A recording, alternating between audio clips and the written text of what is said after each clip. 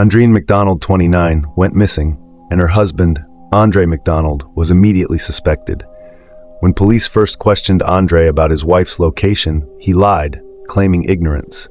Shortly after, he stopped collaborating entirely, generating further worries. As the investigation and hunt for Andreen progressed, Andre was already preparing to bury his tracks. Years later, when he finally spoke up, his account of events surprised everyone. Today we're going to look at a strange case in Texas. We've seen instances involving problematic marriages, dominating spouses, and covert affairs before, but this one is unique in several respects. Let's dive right in. Andre McDonald and Andreen Anderson first met in 2009 in Port Antonio, Jamaica. Both were born and raised in Jamaica. After high school, Andre moved to Florida to join his mother and attend community college. He went on to earn a degree in electrical engineering from Florida International University. After graduating, he entered the U.S. military as an officer. Andreen, 10 years younger than Andre, later moved to the United States to be with him, and they were married soon after. In the early years of their marriage, Andre was stationed in Florida, and everything seemed to be going well. Andreen earned a degree from the University of Texas at San Antonio, and the couple welcomed their daughter, Alina. Together, they launched a successful home healthcare business, opening several residential care facilities. By 2015, they were doing so well that they sponsored Andreen's mother, Maureen Smith, to move from Jamaica and join them in San Antonio. She lived with them, helped care for Alina, and worked at one of their care facilities. At this time, the family seemed close-knit and happy. In 2016, Andre was promoted to major in the U.S. Air Force, but he shifted to reserve duty to remain in San Antonio while Andreen continued to manage their now million-dollar business. The couple kept expanding, with plans for even more locations. By 2019, their daughter Elena was 6 years old, and their lives appeared to be thriving, until Andreen suddenly went missing, and their story took a dark turn. Andreen McDonald lived by a strict daily routine. She was up at 5:30 a.m. to hit the gym, and at her office by 8 a.m. sharp. On March 1st, her absence was immediately noticeable. She didn't show up for work. Her employees, knowing how dedicated she was, became alarmed. After contacting the gym and learning she hadn't been there either, their concern deepened. Going to the gym was part of her lifestyle, almost like a religious practice. Repeated calls to her phone went straight to voicemail, heightening their anxiety. Panic began to set in because Andreen, who never missed her routine, was nowhere to be found. The biggest red flag? Her car, purse, keys, everything she'd typically take with her, were still at home, yet she was missing. Her disappearance raised concerns about a potential abduction. Investigators were just starting their search, but quickly realized something was wrong. Andreen McDonald was no ordinary woman. A Jamaican beauty, she had been brought to the United States by her husband, Andre, a major in the Air Force with top-secret clearance. Together, they built a successful assisted living business, becoming millionaires in a short time. They seemed to embody the American dream. Andreen was humble, generous with her wealth, and highly respected in both her community and business circles. She was known to give her time to charitable causes and was considered a rising star in San Antonio. However, the picture-perfect life took a dark turn. Though the McDonald home didn't initially appear to show signs of violence, no overturned furniture or obvious damage, there were disturbing clues. Investigators found blood and hair on a light switch and on the wall, making it clear that something terrible had happened. A crime scene was emerging. As the days and months passed, without any sign of Andreen, her supporters continued their search, hoping that the lack of evidence meant she might still be alive. Her family, especially her mother, held on to hope. But disturbing details continued to surface. A deputy investigating the McDonald home found a burn pile in the backyard, where they discovered a zipper from Andreen's blouse. Andre McDonald, her husband, told authorities he had taken their daughter to school that morning and then reported to his duties at Lackland Air Force Base. Upon learning that Andreen was missing, he rushed home. He claimed to have gone to a nearby hospital, believing Andreen, who suffered from migraines, might have checked herself in for treatment. Surveillance footage showed him at the hospital asking for a McDonald, but the patient in question turned out to be someone else, not Andreen. The investigation continued to unravel, and as the evidence mounted, the case took a chilling turn. With more questions than answers about what really happened to Andreen McDonald, Andre McDonald, the husband of missing 29-year-old Andreen McDonald, told deputies that after rushing home from work, he left again before checking on his wife because he had forgotten his phone and wanted to notify Andreen's mother, Maureen, that he had found Andreen. He believed there was a sign that she might be at home and injured, but his hunch was wrong. The news deeply upset Maureen, who had been holding on to hope that Andreen could still be found. Jackie, Andreen's mother-in-law, who lived in Florida, had repeatedly called Andre's phone, pleading for any word from Andreen, fearing the worst.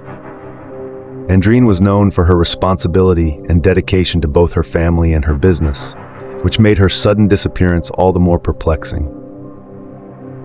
Andreen was determined and driven, having created her assisted living business, Starlight Homes, in San Antonio at just 22 years old. According to her close friend Andrew Russell, Andre had supported her dream by liquidating his 401k and selling his BMW to bankroll the business. Together, they turned Starlight Homes into a multi-million-dollar enterprise in just 7 years, a success story born from humble beginnings. Andreen, originally from Portland, Jamaica, had come to America to pursue her dreams after meeting Andre, a captain in the U.S. Air Force at the time.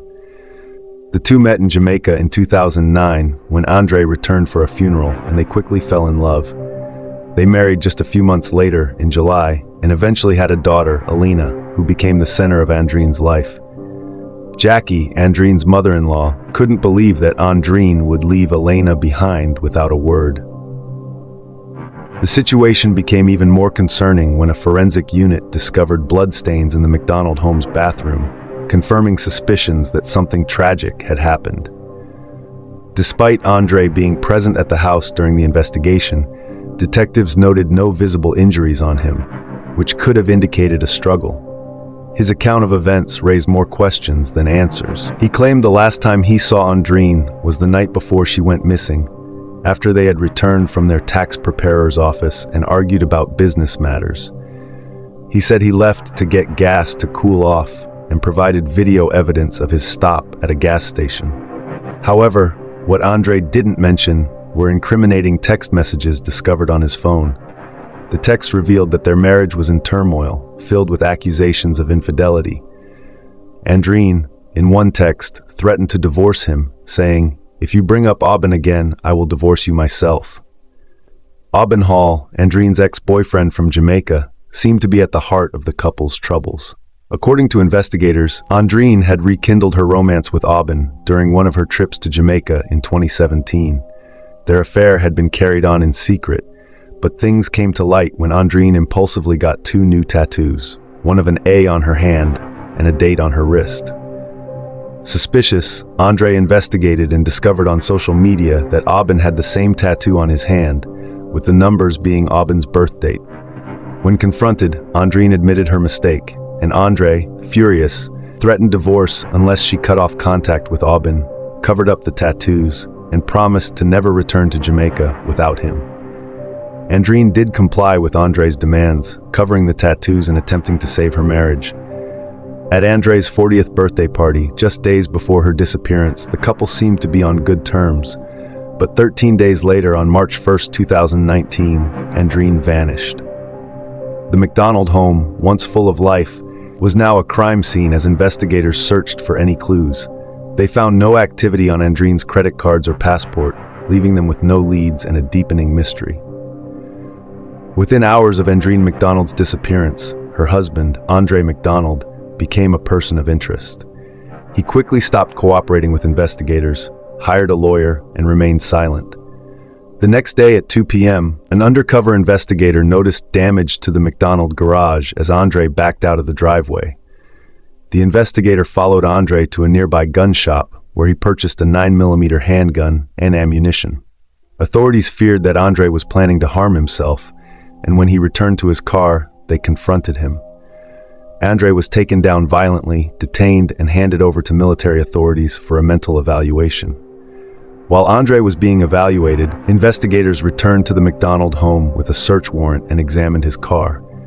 What they found was alarming: a shovel, an axe, a hatchet, trash bags, gloves, and gas cans. Inside the house's trash can, they discovered a torn receipt from Lowe's. Detectives obtained surveillance footage from the hardware store showing Andre purchasing the items the day after Andreen went missing. The items in his cart, shovels, gas cans, axes, indicated a grim intent. It seemed as though Andre might have been preparing to dispose of his wife's body. In the corner of the garage, detectives found even more incriminating evidence: a hammer and blood-stained clothing that appeared to belong to Andre. Blood traces on the hammer and the jeans matched Andreen's DNA, leading investigators to believe that the hammer had likely been used as a murder weapon. This shifted the investigation from a missing persons case to one pointing toward murder, though there was a problem. None of the evidence definitively proved that Andreen had been killed. On March 3, 2019, the Air Force completed Andre's mental evaluation and released him. Civil authorities promptly arrested him, but not for murder. Instead, Andre was charged with tampering with evidence based on the torn receipt found at the house. His arrest shocked his mother, Jackie, who couldn't believe her son was capable of harming Andreen. Andreen's mother, however, was left devastated and confused. Who else, she wondered, could have harmed her daughter? Adding to the confusion was Andre's refusal to cooperate with authorities. Investigators knew he wouldn't break under pressure and confess, leaving them with limited options. The San Antonio community, along with friends and family, banded together to search for Andreen. Former Air Force Airman Bobby Green led a volunteer search party, scouring wooded areas in hopes of finding clues. Despite their efforts, weeks turned into months without any leads. All the while, Andre, now released from jail, took over management of Starlight Homes, his and Andreen's business, but he refused to participate in the search for his wife. Investigators dug deeper into the McDonald's relationship and discovered mounting tensions. The couple had both business and romantic problems. In WhatsApp messages shared with friends, Andreen made it clear that Starlight Homes was her idea, her dream, and that it wouldn't have happened without her determination. Friends, including Andrew Russell, grew worried as the couple's arguments became more intense. Just before Christmas in 2018, Andrew witnessed a physical altercation between the two during a party at their home. The next morning, they laughed it off, but Andrew felt uneasy, sensing that their relationship had become toxic. Then, 133 days after Andreen's disappearance, on July 11, 2019, the case broke open. A farmer named Clifton Cundy discovered human remains in a field just 6 miles from the McDonald home.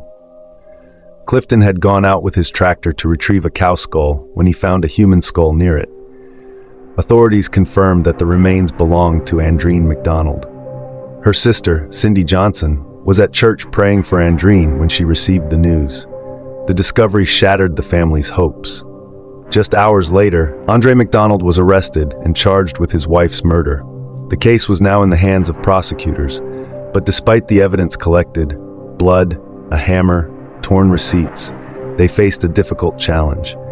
Andreen's body had been exposed to the elements for months, making it impossible for the medical examiner to determine the exact cause of death. This lack of definitive proof complicated the prosecution's case. They believed Andre had killed Andreen, but without knowing how she died, proving it in court would be a tough battle. As the trial loomed, Andreen's family and friends could only hope for justice, but the lingering question remained: if Andre murdered his wife, what was his motive? Andre McDonald's trial took a shocking turn just days before it was set to begin in January 2023. After remaining silent about his wife Andreen's death, Andre broke his silence, telling his family that her death had been an accident. This revelation stunned his mother Jackie, who he tearfully confessed to, as well as his sister Cindy, who was also on the call. His defense team was caught off guard by his sudden admission, which completely changed the context of the case. Despite their surprise, they prepared to let Andre tell his story in court. The prosecution, however, had already built a strong case against Andre. They presented evidence found in the couple's garage, including a hammer stained with Andreen's blood. Their key witness, forensic pathologist Dr. James Figg, testified that Andrine's skeletal remains showed signs of blunt force trauma, including a fractured spine, broken ribs, and a split jaw. Though the exact cause of death couldn't be determined, the pathologist ruled it as homicidal violence. The defense's case rested on Andre's testimony. Andre took the stand to share his version of the events leading to Andrine's death. He recounted that on the evening of February 28, 2019, he discovered at the tax preparer's office that Andrine had secretly started a new business without his knowledge. He felt betrayed and accused her of robbing him, leading to a heated argument. After briefly leaving the house to cool off, Andre said the argument escalated when he returned. Andrine confronted him, spitting in his face. Andre claimed he grabbed her head in response, which led to a physical struggle. He described how Andrine saw her bloody face in the mirror and attacked him, throwing punches. Andre admitted to tripping her and kicking her twice, hearing a strange, wheezing sound afterward. At this moment, he claimed he was interrupted by their young daughter Elena's footsteps. According to Andre, when he returned to the room about 30 minutes later, Andrine was dead. He panicked, believing there was no point in calling 911 since she was already dead. His main concern, he said, was to hide her body so that their daughter wouldn't see it. Andre confessed to dumping Andrine's body in a field, stripping her naked, and then burning her clothing in the backyard. The prosecution focused on the more gruesome aspects of Andre's actions, particularly the blood-stained hammer found at the scene. During cross-examination, Andre revealed that after investigators finished searching his home, he returned to the field, furious and armed with a yellow hammer and gasoline. He confessed to setting Andrine's body on fire and then attacking her corpse with the hammer, striking her in the face and neck. When asked why he did this, Andre said he was still angry and believed it was her fault that things had escalated to this point. Despite this brutal admission, the defense argued that Andre had acted in self-defense during a mutual fight. They emphasized that he had always believed he acted in self-defense, trying to shift the jury's focus back to their theory that Andrine's death was an accident rather than premeditated murder. Ultimately, Andre's detailed testimony left the jury to decide whether his actions were a result of self-defense or something far more sinister. In the trial of Andre MacDonald, the defense team presented videos of Andrine MacDonald, showing her giving her husband a piggyback ride and working out, highlighting her physical strength. Andre testified that Andrine could lift up to 300 pounds, and when she attacked him, he claimed he feared for his safety. In closing arguments, the defense argued it was a case of self-defense, while the prosecution insisted it was time to hold Andre accountable for murder. After 6 days of testimony and 33 witnesses, the jury deliberated for 11 hours but remained deadlocked. Half of the jurors believed Andre had committed murder, while others debated whether his actions were reckless enough to constitute manslaughter.